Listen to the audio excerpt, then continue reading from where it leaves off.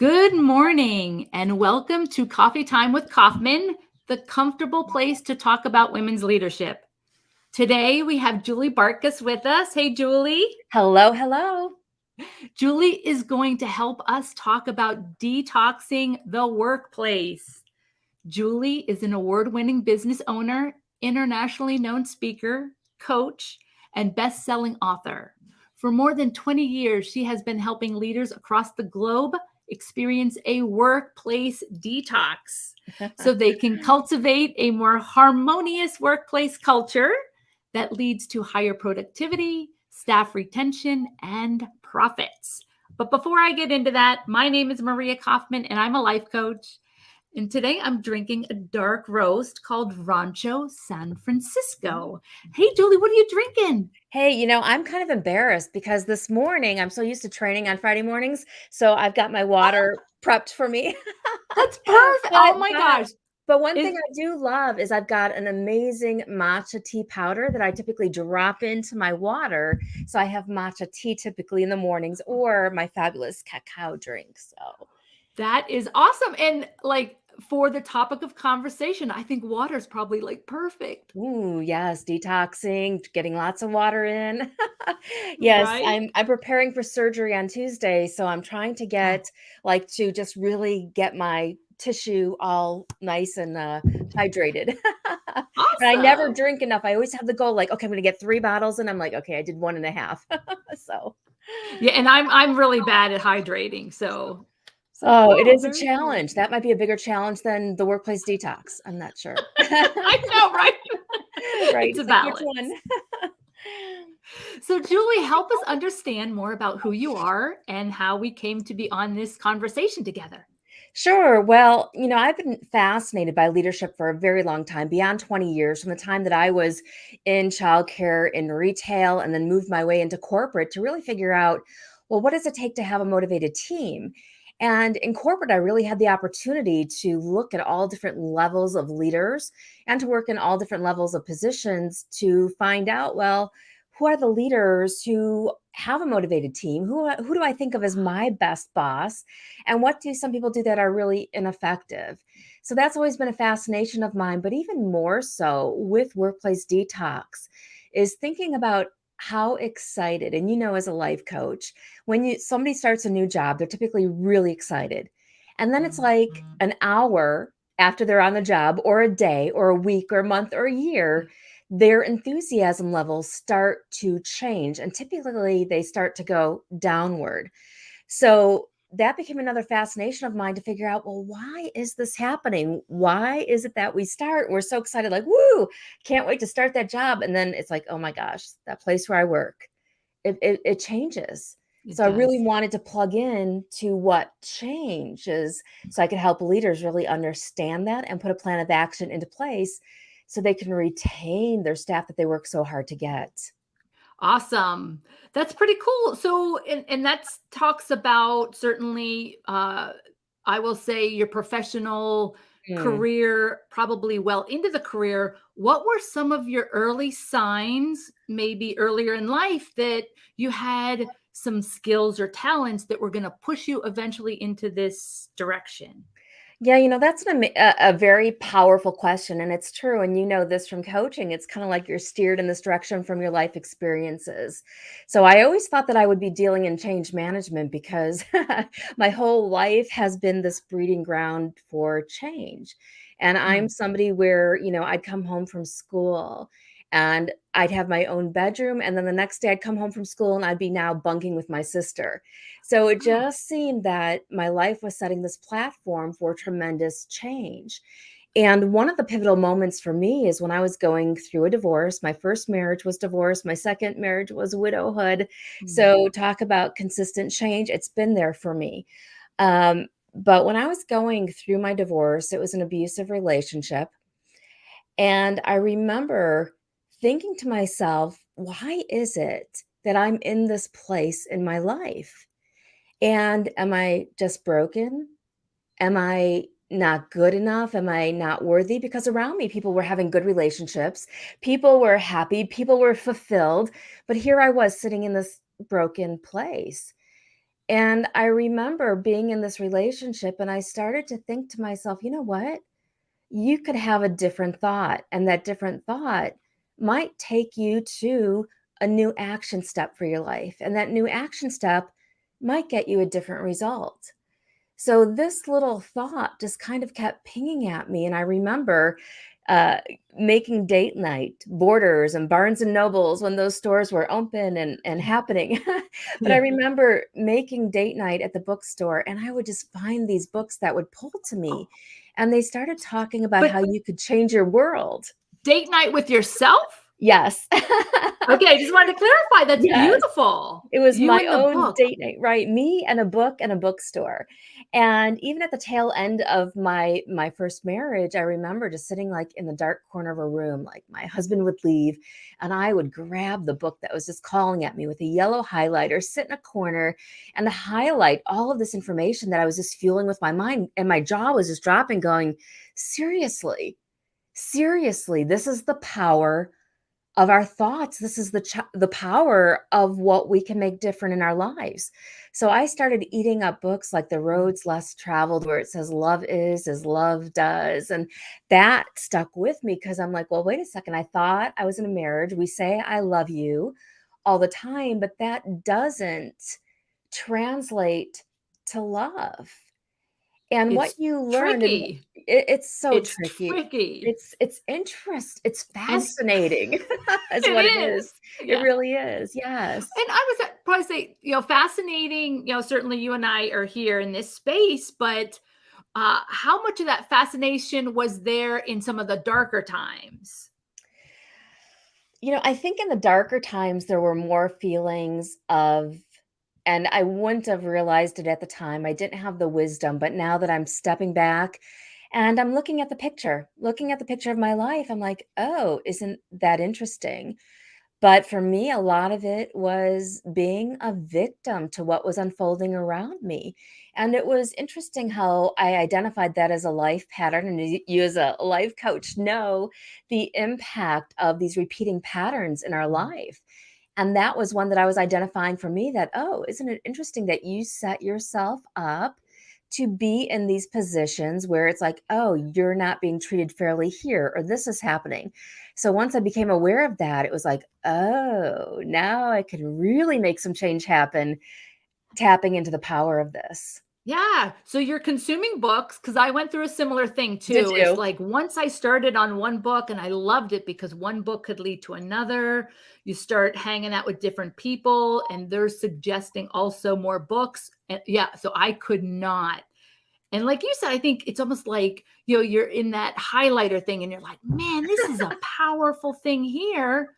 But you're going through that, I'll call it a consumption stage, right? Where Yes. all this information is coming in. And I think, for me, it was laying this foundation for some change that I didn't even understand at the moment that was going to happen later, because it Yeah. does feel like just reading the information is massive change in and of itself.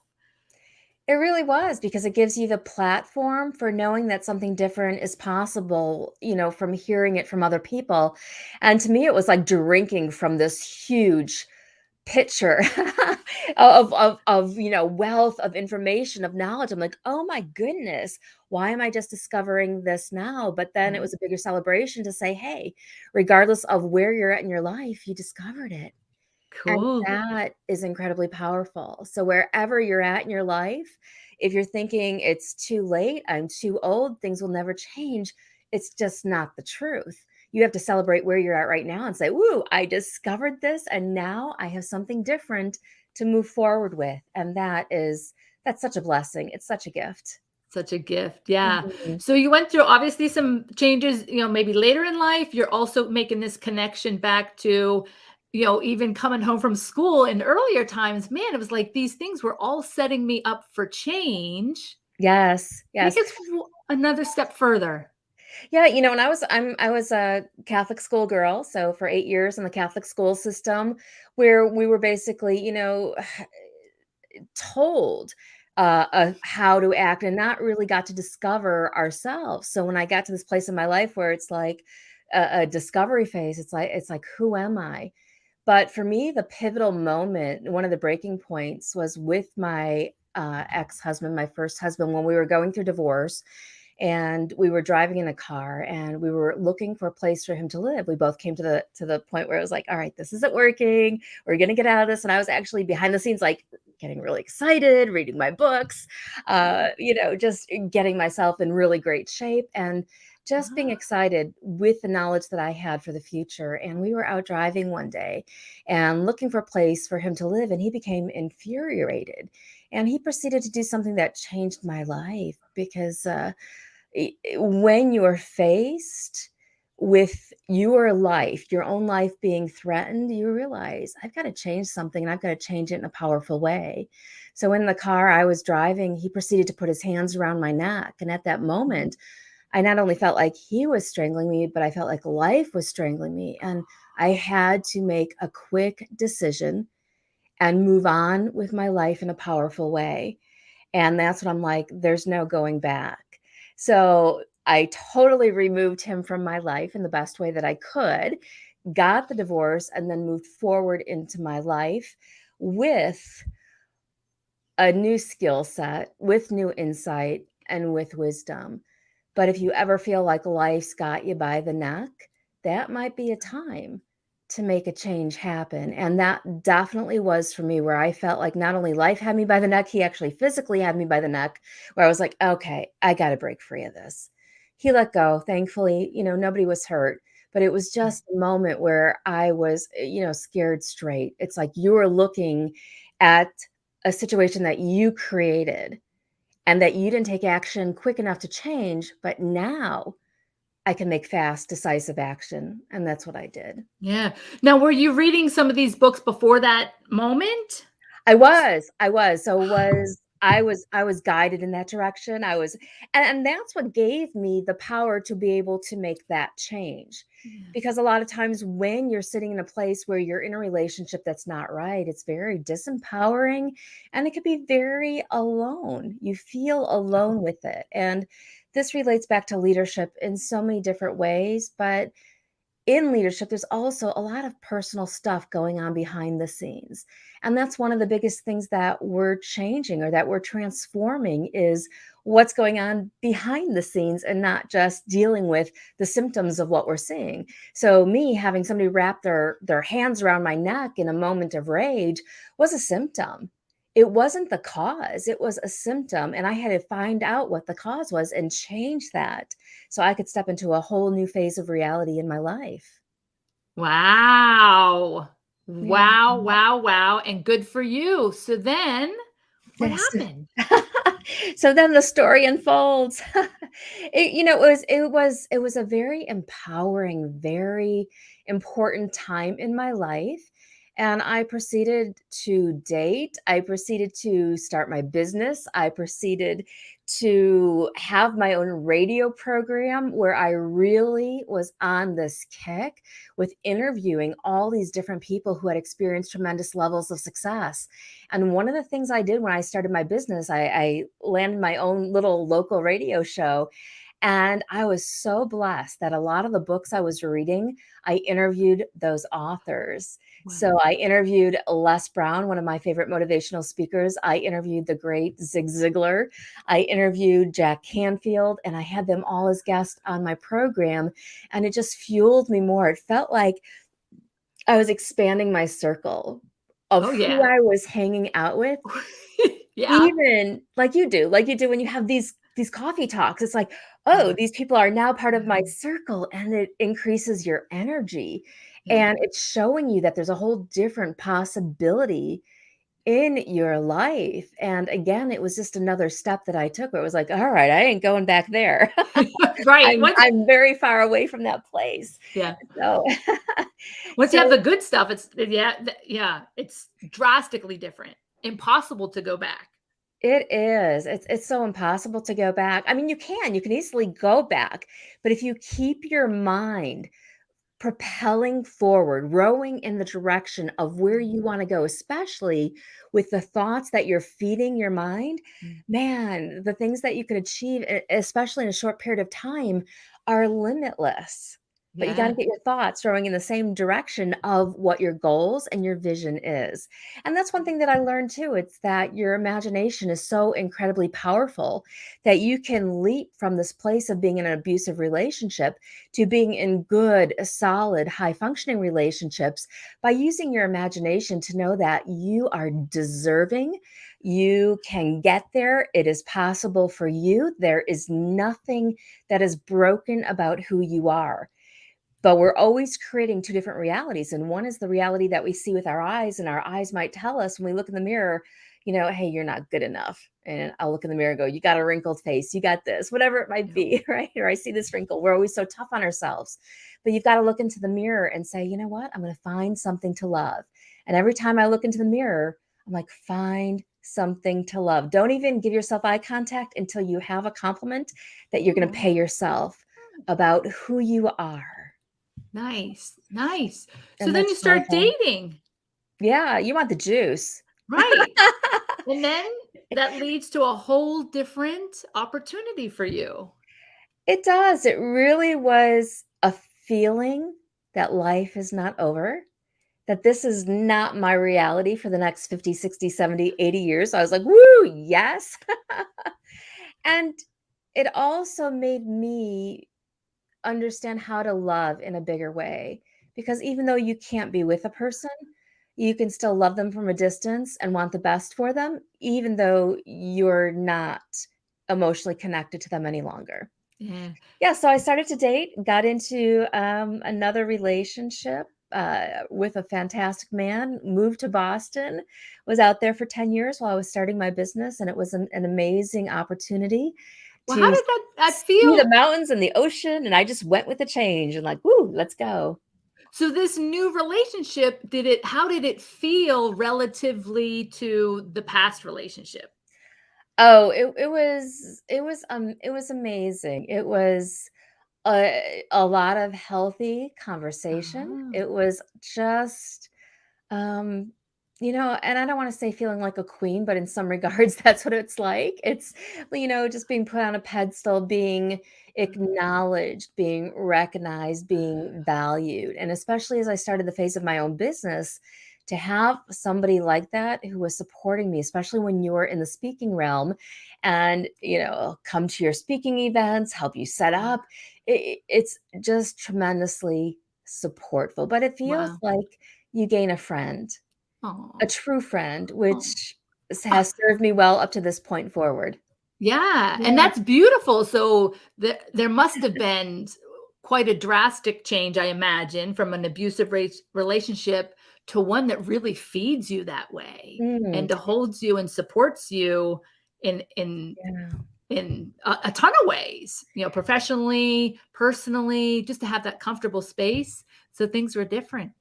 Absolutely, and to me, the foundation of relationship is growth. If there's not growth in a relationship, then it's time for a new relationship. And you could totally outgrow a wonderful relationship, which is what I did in this case with my Boston man is that Oh, I outgrew it and I needed something different to feed my heart and feed my soul. And he was an amazing person, but I did choose to move on and I came back to Illinois. So there's so much change that happened. And I reconnected with somebody who I used to dance with, oh, and we dated for I don't know how many years it was. It was several years, maybe 3, 4. But we dated and, it just clicked, and it felt like the next best step to go ahead and move forward in and get married again. So I got married to so, Tom, who was my dance partner in high school, and, yeah, and I gained a stepson, and I gained a bunny, and I gained a mother-in-law or who ended all up good things. living in the bottom of our house in an apartment that we refinished down there. So there was a lot of good change, but I really look back at my life and go, "Wow, change, change, change, change, transition." And you've Yeah. got to embrace it. You've got to really know how to embrace the change, and that can make life so much more easy, so much more graceful, and so much more impactful. Yeah. So that definitely lays a deeper foundation, I imagine, for the work you do in business. Oh, tremendously. Because even though we could look let's take a workplace detox, even though we can look at it like, oh, we need to detox our workplace and we need to fix our team and we need to change things because they're not quite functioning right. We have to again go back to, well, what's the cause? Is it just hands around a neck that we're looking at, looking to remove and peel off? Or Mhm. is it a true long-term cause that we're looking to change? So there's always a cause and effect. And most of the leaders that I work with have a lot of personal issues going on behind the scenes. And Ooh, it might just be that they don't have good professional boundaries in place. And I'm sure you deal with clients like that too, where it's like, whoa, all right, we need to set some good boundaries. You need to know that you're worth it. You need to know that you matter. So we need to lead from that place of power. So we really, when we're detoxing, need to look at, well, what is it that we need to transform? And it typically comes down to our thoughts, our attitudes, and our actions. As a leader, are the things that we really need to look closely at to see what do we need to transform from the top so that it has a domino effect on our team, on the yeah. people that we're working with. Well, help me understand there because, I would imagine, kind of like even individuals, it's a very tough pill to swallow when you say, oh, hey, we have a toxic work environment. Is that the initial type of conversation, or is like a business more focused on profitability and productivity first, and then you kind of help them untangle some detox? How's And I that work? I love the words that you use, a tough pill to swallow, because that's what I always say when I'm speaking. I'm like, okay, this might be the tough pill to swallow. But the tough pill to swallow is not the detox in itself. The tough pill to swallow to me is really who's taking responsibility for this work environment. That's the tough pill to swallow because most leaders have to come back to the place to say, you know what? I created this. Yeah. Good, bad, indifferent. I hired these people, or I didn't fire these people, or I didn't coach these people, I didn't train these people. So we really have to take responsibility. And once we do and swallow that tough pill, then we're able to propel ourselves out of victim mode, Mhm. right? And step into empowerment where we could cultivate a new vision. So that to me is the tough pill to swallow. But people typically will come to me not to say, Julie, I need more profits, not to say, Julie, we need to have a more productive team. But typically there's a feeling, there's Oh. an energy, and the leaders are burnt out from giving the same lecture over and over and over and over to team members. It's not working. Their efforts to have a motivated staff aren't working, and they're feeling the stress, they're feeling the frustration. And right now, in our time now, we'll see it happen where people just aren't attracting the right staff. And we can blame it on what's going on in our world, or we could take responsibility for it and say, you know what? I'm going to be the organization who's not struggling in finding and attracting staff. So, although it's easy to say everybody's struggling with this, it's a pandemic, it's a problem. It's true, most people are, but not everybody is. Not everybody is. So, what we need to do is tap into what those who are being successful are doing in terms of attracting staff and transforming themselves so they could experience a workplace detox. Awesome. So let me throw an idea out at you only because it's for me, I've seen it a lot in the news, the great resignation. Mm. So are you seeing that? Is your perspective on that? And how does that play into detox in a workplace? It's true, and it's something that exists in our reality, but where we want to go as leaders, and this is where I try to keep what I try to keep our leaders focus on, is that we could pay attention to every little news story and every little thing that's going on, but the most important thing that you're going to do is cultivate this strong desire within you for what you want. And once you can clearly identify, and this is actually the D in detox, it's for desire. It's once you clearly identify what it is that you truly desire, I want you to know that it's possible.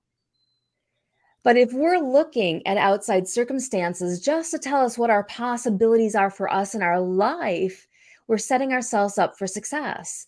So we have the great resignation, we have COVID, we have all these different things that are going on and playing into what we would determine as an impossibility. Like, this is going on. How can I possibly make this happen in my life? But if you truly tap into your ability to attract, you look at life differently, where you start off with, well, what is it that I really want? The question isn't what's really going on around me and how does that dictate what's possible for me, because that's not a truth. Right. The truth is, what do you really desire and how can you take action steps to get you closer to that place? Awesome. So D is desire. So I imagine detox is going to step us through. Can you take us to an E? Sure, I could definitely take you to an E. So the E in detox is for energy. It's the energy behind the intent that's going to get you your results in life. So it's one thing, let's say we put a help wanted ad out there, and this is true for anything that you do in your life. So it's really applicable, even if you're a entrepreneur, Mhm. somebody who's working by themselves, or you have one team member, you can put all of these things into the right perspective. But for energy, think about the intention. And if your intention is fear and desperation, you're not going to get the result that you desire. And if you go leave one relationship and then you're like, oh my gosh, I don't ever want to be alone. I got to go and get another relationship. And this happens very subconsciously. It's not even something that you're consciously thinking some of the time, but it's just happening below the surface. So you're like, I've got to go and get another relationship because I'm going to be old. I'm going to be lonely and I don't want that. And your mind will feed you this whole story. Then you're just going to get yourself into another desperate relationship. And the same thing is true with attracting team members. You go from a place of fear. It's like, oh, I just need something. I'm going to get that help wanted ad out there. And oh my gosh, there's nobody there. So we're going to hire the first person. We're going to hire them fast. We're going to snag them up so nobody else gets them. We're not going to have the result as if we go at it from a right energy, from one that is vision based. So to me, we've got fear and lack on one side, and then we have abundance and Yeah. prosperity on the other. And that Awesome. plays out in all areas of our life. Okay, so yeah, so like you said, energy is a hard one to be really conscious about because we get more into action and trying to seek these results that maybe we're, subconsciously just, recycling, and we don't Yes. understand that we're driven from this energy of fear and victimhood, whatever that nature is. So it's almost like you have to in E, you have to take a pause, Yeah. right? Because Yes. otherwise it's like you just get into these repetitive cycles. Mm. So Yep. once you Yeah. understand that energy, oh, I'm acting from this place, then there's that choice where, oh, wouldn't it be nice to come from a place of abundance? Yes. Yeah, it's so true, and it's gonna make a difference. I mean, think about the times where you get really good results in your life, and if you're a business owner and it's like your energy is hot and you're on fire and you're having conversations, man, you're closing deals and you can't believe these people that are buying from you. But then it's like, oh, I just looked at my bank account and there's no money in there, so now I'm gonna be worried and I'm gonna be afraid, and you go and it's like nobody's buying anything, nobody wants to do business, nobody needs this, who do I think I am? So you go down this whole other rabbit trail of thoughts that energetically don't serve you, and your vibration becomes lower and lower and lower and lower. So you see the difference when you're way up here, like, oh, you're on fire. And a movie I think about, it might not be a good one to bring up, but Wolf of Wall Street, right, where it's just the energy, and whether it was destructive energy or not, but the energy fueled the goal of closing the sale. And yeah, it got very destructive. But I ran into a salesman who was the top salesman for like this massage spa company where they sell different gadgets for like massaging your head and massaging your feet. And I was on vacation in California and I ran into this man and he was just really good and his energy was great. And I said, what do you do? How is it? And he's like, you know what? Let me tell you. He came from a foreign country. I forgot where it was, but he said, I left that country and I came here with no money in my bank account, determined that I was going to make it.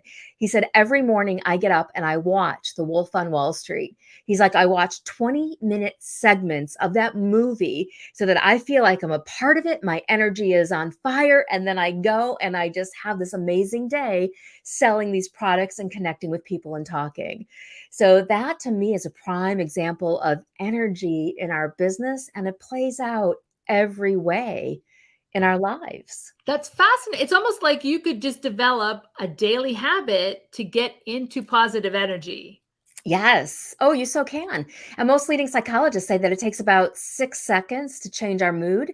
So if you're sitting there in a place of "Ugh, nobody's going to buy today, I'm not going to, nobody wants me to inconvenience them because I got to talk to them and bother them with what they're going through. But if you take 6 seconds and go, man, this is going to change their life. And I don't care if it's a nail file, it's going to change their life in some way because it's the best nail file that's going to last for 20 years. And their hands are going to look beautiful. So that when they reach out and give somebody a handshake, ooh, it's going to be a different transformational experience for them. So you just really build it up energetically so that you make it like the most important, best thing that you're going to be doing today is selling, promoting, whatever it might be that your job is. But energetically, change the intention. Visionary, not lack, Yeah. scarcity, abundance. So Awesome. 6 seconds. That's it. 6 seconds, sometimes At it takes any me at longer. any time of your day. Well, right, yeah. But that's pretty powerful. That's an interesting tip. Yes, yes. It doesn't take long to change your mindset. It really doesn't, but you've got to have the awareness piece, right? Yeah. You've got to be able to say like, "Oh, wait a second, energy's going down a wrong path here. So now let me transform that. Let Yeah. me change that. Let me make it different. And now let me have a new set of thoughts. And then let me see what action I'm inspired to take." And if we could shift that for ourselves first thing in the morning, before I got on the show with you, I'm playing like Dolly Parton, 9 to 5. I'm like, all right, I'm tired. I'm working out at this time. We're early in the morning. I'm like, woo, nope, this is going to be the best interview ever. I'm playing a little Dolly going on. And then I switched over to some 80s rock, dancing around, but that's the energy because I wanted to come with the right energy. And I do that consciously with whatever it is that I do. If I'm writing an article, you got to shift your energy. If you're hiring somebody, you got to shift your energy. If you're looking for a mate, Yeah. you've got to shift your energy. So it is a universal truth in Awesome. all areas of your life. It really is. Cool. Take us on to the T.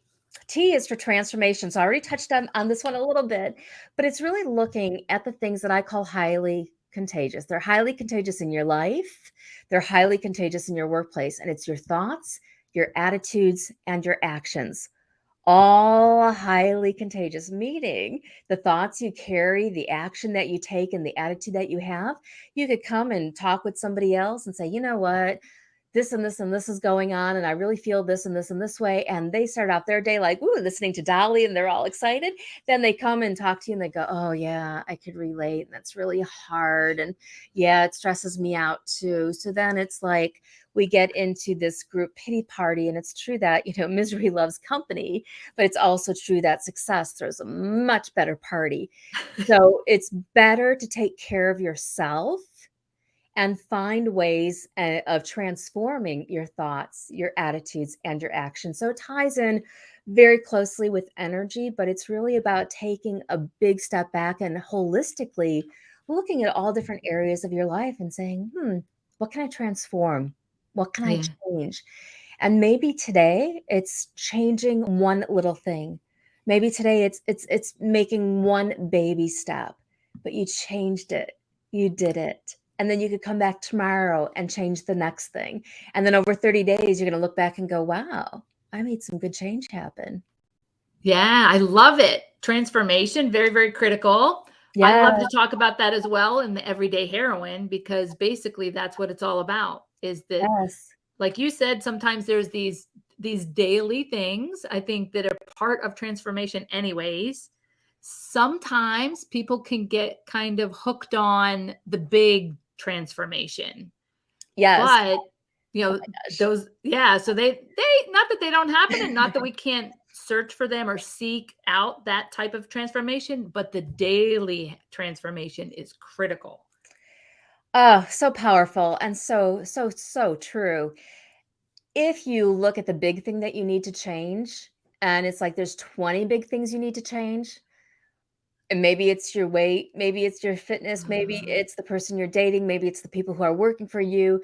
I tell you what, you focus on all of that and you're going to feel like just crawling back into bed, laying in a fetal position, going, all right, why Forget it. even bother? And I think that's one of the biggest causes of procrastination, which is a huge problem with many people who are in a leadership role or just many people in general, is we fall into that procrastination rut because everything else seems so overwhelming and it doesn't seem like there's possibly enough time to accomplish it all.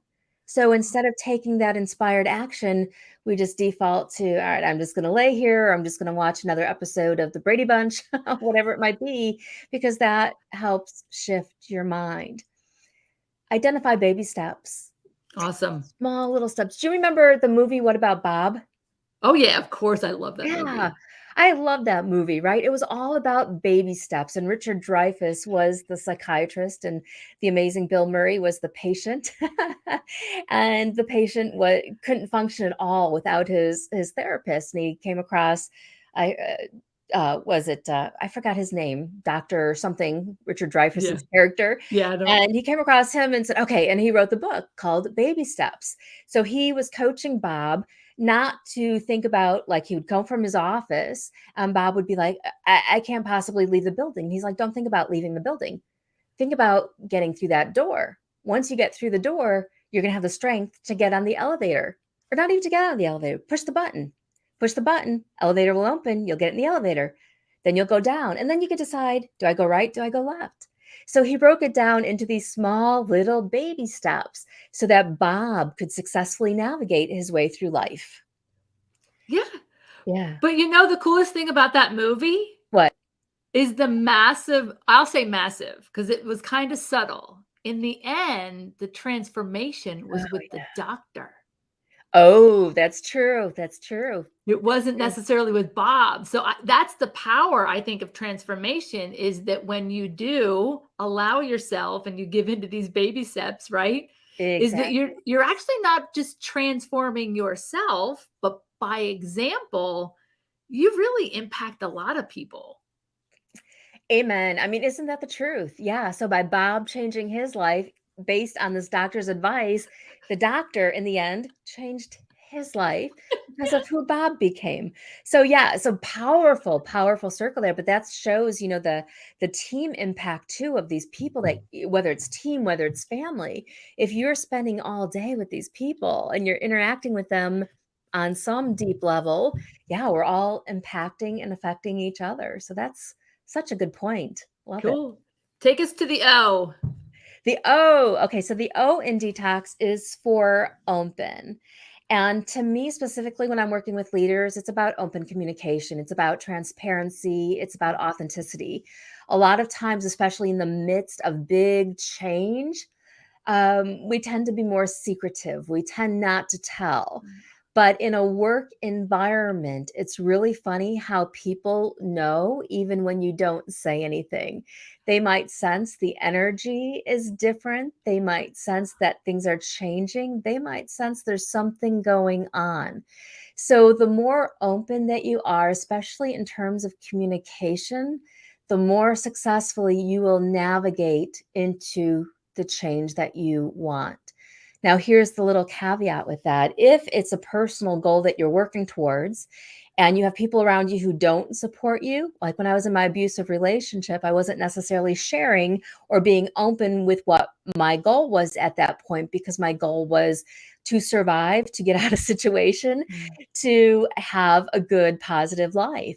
So I didn't necessarily share everything. So you got to make sure the people that you are open with are people who are going to be on board and excited about the vision that you have and the direction that you're headed.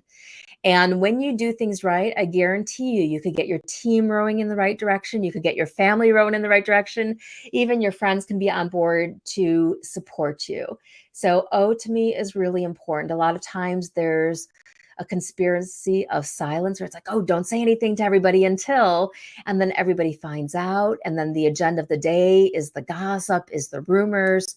But if we're open and transparent about it, we're really going to be bumping productivity and efficiency, especially in the workplace, to a whole new level. That's awesome. And that was one thing, at least from my personal experience, that I always sensed and kind of prided myself on, the fact that I felt like I was relatively open to change, Mm, just open to a lot of things. yes, But, it's powerful what you're saying.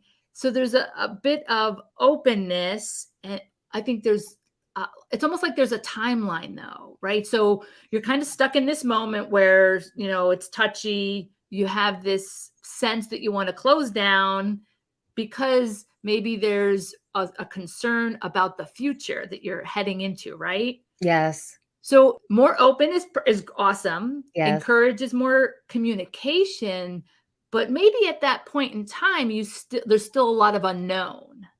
yes, So yes, when you're open and patient, it's that's can be a tricky space to hold that through a difficult time or whatever's going on there with that openness. Is there any insight you can share with us about that pivotal moment? You are so right. And I wrote an article years ago called Be Your Best Boss. And I recalled my best boss and my supervisor. And I remember one time when our organization was going through tremendous change. And they actually, I think they thought it was a good idea, but they started doing these execution style firings where Oh, basically they were meeting. There was a day it was given to us. It was going to be like, they're like, it's 45 days away. You're going to be meeting with the executive director. And at that time, you're going to find out if you keep your job or not. And it was a panic time for everybody. And why they thought this was a good idea, I don't know. But my boss, her name is Michelle, and she was my best boss ever because one thing I felt was she had my back and she was open and honest with me. And she told me exactly where I stood in this process. And she's like, Julie, I don't think you have anything to worry about. Here's the plan of action that we have in place for you. Here's what we're going to work on. Just very open, very transparent. And I felt with her, I was on a path for growth and that she had my back. oh, But at the same time, knowing what she knew was an incredibly difficult spot because she couldn't reveal to me everything, but she could reveal to me and gave me the feeling and the confidence that she really and truly had my back. And not only was this lip service, oh, I saw it play out over and over and over and over with my relationship with Michelle, where she was oh. just there. So I knew that she was being straight up with me in this situation. And in an organization, if trust gets broken and then it gets broken again, and then it gets broken again, and then you come across a very difficult situation like this time I went through in corporate America, then it's really hard to trust your supervisor who's going to be like, trust me, it's going to be okay for you. And you're like, well, wait a second. Yeah, not a lot of history Not here. a lot of good history here. So what does that really mean? So it is a tough space for a manager to hold. But to me, if you really have the best interest of your employees and you're dedicated to their growth, or even if it's in a family and you're dedicated to your family members, your growth. So when I had my stepson, my role, I was like, all right, I understand I might not be his best friend, but if I could help him grow, if I could Uh-huh. help him be a happy, self-fulfilled human being as an adult, then I played a part here. And that's okay. And that's what I was looking for. So if you keep the vision and know what the goal is of your action, I think that's a powerful action step. Awesome. Thank you for bringing that full circle. You're And now, like, welcome. I'm kind of hanging on the edge of my seat here with the X. Hmm. What? Let's get into X. Let's get into X. When I was developing the acronym for detox and thinking about the process I bring my clients through, I'm like, well, there's not many words that start with X unless we put it in the middle of something. But the one thing that I came up with was the X factor, which is a powerful term for this day and age because it is the it. It is the thing that will give you the transformation that you desire. So when I'm coaching with my clients, a lot of times they're shooting in the dark. They're thinking, oh, I need to do this. I need to do that. I need to do this. And there's like a list of 100 million different strategies and different ideas that they have and things that they need to implement. But what we want to do is really align your mindset with your vision. And then it's really going to boil down to one, two, or three strategies that are really going to work powerfully for you. And I'm sure you've seen this in your work as a life coach. Uh-huh. So the X factor is bringing somebody to the point of knowing what those 1 to 3 action steps are that are going to get them that 80%. We'll go back to the 80-20 Pareto principle, but that 80% result in their life. Instead of them shooting in the dark, implementing 80% things and only getting 20% results, we really want to drive them to a place where here's your 20% that's going to give you 80% of your results in life. So looking at those 1, 2, or 3 things that are really going to drive you, that's the X factor. Awesome. I love it. So it is the thing that's going to get you there, but it is so hard to recognize it by yourself. It's so hard, Yeah. like Les Brown says, to see the cereal when you're in the cereal box. It's really hard to see it. So that's why Yeah. you need a coach. That's why Yes. mentors. That's why somebody else from the outside is so important. Somebody like Maria, because you can look at the picture and go, here's the X factor. Here's 1, here's 2, here's 3. And in the process, our clients end up saving a ton of time because they have you guiding them through the next best steps. Yeah, and so true. That is probably one of the, from my point of view, I feel like that is one of the most powerful things that I do contribute to that coaching relationship is I'm going to see things that you just don't. And there, you do need a reflection from an outside perspective sometimes to help you get out of that box and to grow into something bigger. Yes. We're all there to support. Yeah, So cool. and for me, what one of the people who was there for me was my boss, Michelle, and then getting some counseling. That was a first step, was like, oh, somebody else to sit there and go, Julie, this isn't right. Or you're bending over backwards here. Why are you doing this? Somebody to really challenge the way that you were thinking so that I could in turn think new thoughts to get me some new results. Yep, same thing here. I needed that. And for me, a lot of times it was, we're kind of trained, and our culture and society puts an expectation on who those people should be. Yes. And sometimes it's not. So I imagine in the workplace, like you were saying, sometimes you're looking at these leaders who are kind of creating this environment that may not be as open as it could. So sometimes you kind of have to change those perspectives in order to really get into a different trajectory of growth. And you have to understand that getting help is not a sign of weakness. Getting help is a strength, right? And it's part of growth. It's a part of growth. It is a skill that you build, but so many people, if you're like me, you have this foundational belief that you could do it alone. You could do it. And if you can't, there's something wrong with you.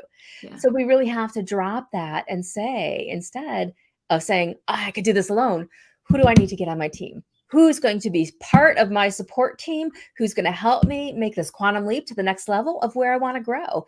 Look for your support team, pick them out. And even if they're not people that you can hire, find a picture of them. I used to have this whiteboard, this cardboard, like you would use for a science fair, that it folded out. So it was like trifold. And I had it on my desk, and on it were pictures of Les Brown, Dolly Parton, all these people that I saw, whether it was Tony Robbins, whoever it might be. And I put them right next to me. And I'm like, you are my support team. Can I afford Dolly Parton ever in my lifetime to be with me when I would? Probably not. But, to have her picture and then just draw in her energy and go, yeah, man, if she can do it, I can do it. That's so funny you say that, because I have the exact same thing. So I had the science fair, trifold thing. Yes. Where on the one side, I was using it for strategically to measure some metrics, for the business. On the back side, I had nothing but pictures of these amazing women from all walks of time, right? Like Cleopatra, Mother Teresa, Marie Curie, all these women. Is like, yeah, they can do it. I can too. And how powerful to have those people in your imagination or whatever it may be, talk about that energy piece. And that was pretty powerful for me too. I keep it somewhere right now, but it's not in my daily. So thank you for the reminder that thing exists. I'm going to go pick it out today and just to have a look and to get re-energized. Yeah, you are welcome. And keep in mind too that your imagination is powerful with you being successful in life.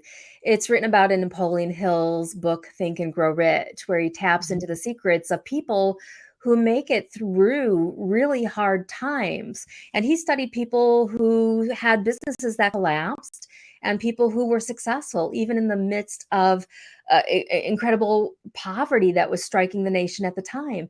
And he said that it all starts with two things: your desire and your imagination. And if Awesome. you can cultivate inside of your imagination what you desire, whoo, what a powerful combination. Use your imagination. When you fall asleep at night, imagine yourself being at a dance party, with these people who are on that poster board, or the people that you're imagining, or a dinner party, or whatever it is. But imagine the conversation. Sit there, interact with them, make them part of your energetic circle, even if you can't physically, but then find people physically who you can actually be in their energetic circle, and it will serve you so well. Awesome. Thank you so much. So let's just touch a little bit on some of the things that you do for the companies that you work with when you do detox. What are some of the transformations that come out of your work? Oh, life's change. Yeah, that's probably one of the biggest things. They're like, Julie, I came to you for business, but I experienced this huge, profound personal transformation. So relationships get better, people have more freedom, people have more time, people are really focused on what their sense of purpose is, where before they might not have known it. So those would be some of the deeper things that we're really looking at accomplishing. But inside of an organization, it's going to be people who are united, people who are on fire, people who are excited about your vision. It's about you being able to attract the most amazing staff, even when everybody else is struggling. You don't have Ah, to. It's about you being able to draw and attract those people into you. So those are some of the big results. So we go from people who see crickets, or hear crickets, I should say, when they put a help wanted ad out there. We transform that ad, transform that energy behind the ad, and we get people who get 50 job candidates in 2 days. In 2 days. And they don't wow. do anything different except shift the energy behind their ad. Then we put that out there and they get a whole new result. And I've seen that happen over and over and over again, where it's like, ooh, 9 job candidates in a day, 50 here, 49 here, 20 something here. So it happens over and over and over and over again. But the biggest result is that you're able to step into this life that you're truly in love with, that you're truly passionate about, where you wake up every single day and you can't wait to go to work, especially if you're an entrepreneur and you look around and you're like, wow, these are some really amazing people I'm surrounding myself with. So the Awesome. transformation happens on many levels. Like I said, it happens with your thoughts, your attitudes, and your actions. But you're going to wake up finding yourself taking new action that's really going to support your life being in a much more dreamy state. Awesome. That's so powerful. And who wouldn't want that? Who wouldn't want it? Who wouldn't want it? Right? Awesome. So, in closing, is there any inspiration that you have to share with the audience?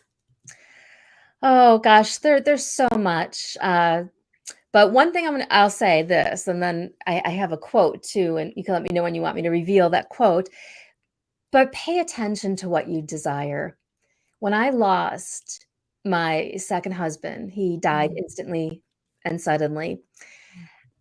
I remember standing alone in my 1904 barn house. My stepson had left 6 weeks earlier. The bunny had died several months earlier. My mother-in-law had moved out quickly in almost like in the middle of the night. She packed up and went to live with one of her daughters because she was panicking. She eventually came back, but my life changed in a minute. All the people who were there, all the people I was doing everything for, were suddenly gone. And I mm. remember having this pivotal moment where I was standing alone in my house, looking around at the walls, saying, how did I get here? I did all of this for everybody else. Start paying attention right now to what it is that you truly desire. And I created for myself a desire wall where I started writing down everything that I desired, from long kisses in the wind to wearing long skirts and boots to all different kinds of things. And I wrote these things down on 5x7 Post-it notes whenever I had an inkling of a thought that cued me in to the desire of what I wanted to create in my life. I wrote it down on a Post-it and I put it up on my wall, and that was my desire wall. And I encourage everybody, whether you create a desire wall or a desire book, to pay attention what your heart is telling you that's possible for you in your life. It's telling you, and you're getting clues for a reason. And that reason is because you could take those desires, and once you acknowledge them, you can change them into your reality. But don't judge them. Don't say, oh, I don't need that, or I don't want that, or that's not possible for me. Just embrace them and go, oh, isn't that interesting? Let me write it down. Awesome. I love it. So, because that's one of my big ones too, is you have to have unstoppable goals, and they Yeah. have to come from you. Yes, yes. Yeah, and we have to understand that our desire expands the vision for what we want in our life, or if we're looking at things in our workplace, the desire for what we want our team to be like, and letting ourselves have those desires. If we say, oh no, I can't attract those kind of people right now because, McDonald's is paying $20 an hour, whatever it might be, then you're limiting yourself. So what we really want to do is open up the doors to desire, acknowledge those things, and then let them transform into our reality. And it's very powerful. Yeah. You really have an amazing story, Julie. So it sounds like even, over this period of time, you created your own change, and then change kind of inspired you. You're kind of a change management expert. Yeah, that's what I keep thinking. I'm like, this is really change management, change management. We talk about transformation, which is a fancy way of saying change to me. Right. So, if we're a workplace change artist, so be it, or a personal life change artist. But there's so many levels of change, and you only have an hour show here. So Yeah, right. so there's a lot more stories behind the scene, but, Yeah. but they're powerful, and it just makes you think that if you embrace change, that the possibilities for your life are limitless. When you Yeah. resist it and hang on to the past, you're limiting yourself. So I'll ask one more question, and then I'll let you answer that and then share your quote. Okay. But my question is, what do you see in the future when more places are allowed to go through workplace detox, create that Mhm. transformation? What does a bright, shiny future full of abundance look like for anyone? It looks like, so if we're detoxing workplaces and it's a global movement, it's about people being happier in their jobs. And we know that there are 65% of our employees are actively disengaged. I think it's somewhere around 65% are actively disengaged every single day. People will check out mentally before they check out physically. And that's really important to acknowledge. So, what I see in the future is a workplace where people are tuned in and turned on to the leader's vision, and they're so inspired to bring it to life that it can't help but transform from your imagination into your reality. Awesome. Cool. Do you have Cool. a quote for us? I do. I'm going to give you a quote that I think ties in really nicely with everything that we've been talking about, and I've so enjoyed this conversation. But the thought comes from Norman Vincent Peale, and it was one of the first that I sat in the corner of my dark room with my yellow highlighter that I highlighted, and it says, "If you could change your thoughts, you could change your world." Very, very And I powerful. really want you write it down and just let that soak in, because as simple as it sounds, like, "Oh, yeah, yeah, yeah, I'll change my thoughts." But many people aren't changing their thoughts. We're regurgitating old thoughts. We're restating thoughts that were fed to us as children growing up. We're restating thoughts that we've heard all our life, but we're not thinking new thoughts that inspire us and carry us to a new level of existence. So remember, Norman Vincent Peale, the Yeah. founder of the power of positive thinking. If you could Oh, change your thoughts, you can change your world. I love it. Very, very powerful. Julie, thank you so much. Thank That was you. amazing. It's amazing to hear your story and the power of transformation that you're bringing to the world. It's amazing to hear the stories that you create, and the amazing change that Yes. you continue to do.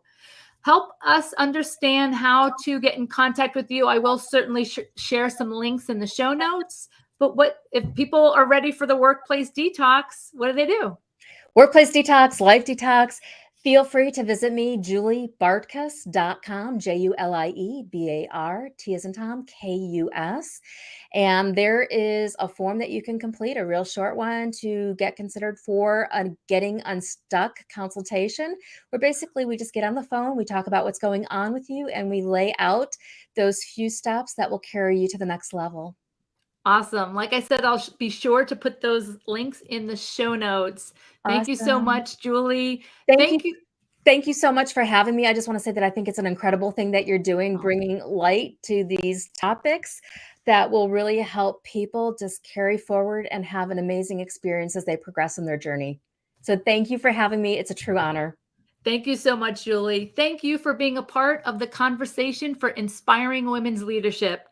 Coffee Time with Kauffman is the comfortable place to discuss women's leadership because I am on a mission to help the world discover the truth about what women are capable of. When you are ready for your leadership mastery makeover, go to mariakaufman.com and click on Consult a Coach, where you can schedule time with me for an empowerment session. Woo! Have a great week. Enjoy your adventures and journey responsibly.